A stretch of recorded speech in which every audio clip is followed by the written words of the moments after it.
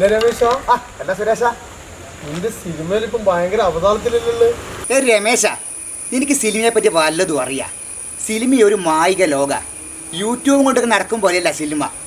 ഇപ്പം ARM cinema നീ കണ്ടു ഓണത്തിൽ ഇറങ്ങിയ അത് ഞാൻ വർക്ക് ചെയ്ത പടം ഭയങ്കര ഹിറ്റാ, ഹൗസ്ഫുള്ളാ.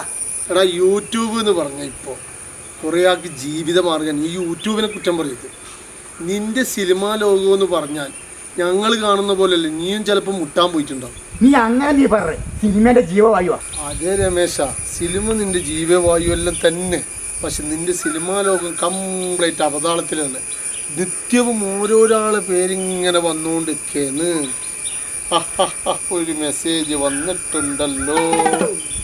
രമേശൻ, കുറ്റ്യാട്ടൂർ പഞ്ചായത്ത്, 38 വയസ്സ്. ഇതേതാ മോനെ ഫോട്ടോ? നീയും മുട്ടിയിട്ടുണ്ട് അല്ലേ? രമാ കമ്മീഷനിൽ നീയും കുടുങ്ങിയല്ലോ മോനെ രമേശ. ഞാൻ പറയുന്നല്ലേ, നീ നോക്ക്. അത് കുഴപ്പമില്ല, റേഷൻ കാർഡിലും എൻ്റെ പേരില്ല, ഹേമ കമ്മിറ്റിയിലും എൻ്റെ പേര് വന്നല്ലോ.